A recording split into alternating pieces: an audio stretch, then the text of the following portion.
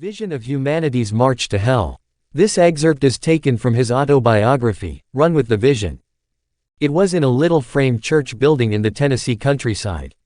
I was sitting to the side of the pulpit where a young man stood waving his arms and leading the congregation in song. Suddenly I was no longer aware of the church, the people, or the song they were singing. I saw before me all the people of the entire world. They were wearing their native clothing and they were every shade of black and brown and red and white. I was impressed with how beautiful they were as they walked down a very long and wide highway leading away from me. It was very real. I could not believe I was experiencing a vision until after it ended and I found myself back in the little building. I had never seen a large missionary pageant before, and many of the native costumes were strange to me. Yet in the spirit, I was able to tell the countries of the world they represented.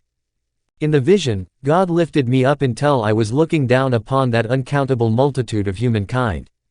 He took me far down the highway until I saw the end of the road. It ended abruptly at a precipice towering above a bottomless inferno. When the tremendous unending procession of people came to the end of the highway, I could see them falling off into eternity. As they neared the pit and saw the fate that awaited them, I could see their desperate but vain struggle to push back against the unrelenting pressure of those to the rear. The great surging river of humanity swept them ever forward. God opened my ears to hear the screams of damned souls sinking into hell. God brought me nearer. As men and women of all nations plunged into that awful chasm, I could see their faces distorted with terror. Their hands flailed wildly, clawing at the air. As I beheld in stunned silence, God spoke to me out of the chaos. "You are responsible for these who are lost." "No, not me, Lord," I defended myself. "I do not know these people. I have never been to Japan, or China, or India, I am not to blame." God's voice was tender yet firm as he spoke again. "When I say unto the wicked, thou shalt surely die. And thou givest him not warning, nor speakest to warn the wicked from his wicked way, to save his life. The same wicked man shall die in his iniquity, but his blood will I require at thine hand." That was the shortest sermon I had ever heard, and the most frightening. It was preached to me by God himself. Not until later did I discover that the passage was in the Bible, Ezekiel 3:18. "Oh, God," I said. "Do you mean I can be responsible for Africans going to hell even though I have never been to Africa?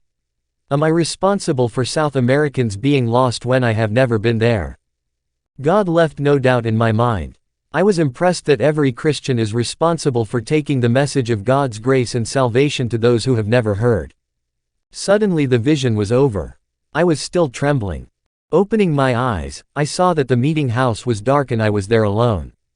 I suppose the people had decided I was praying in a trance and just closed the meeting and left me.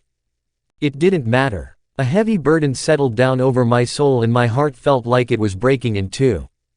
I began to weep, heaving and sobbing uncontrollably from deep inside. I had cried before, but I didn't know a human could cry as I did that night. I prostrated myself on that wooden floor and remained there all night agonizing before the Lord. "Oh, God," I implored, forgive me for not loving the least, the last, and the lost of this world.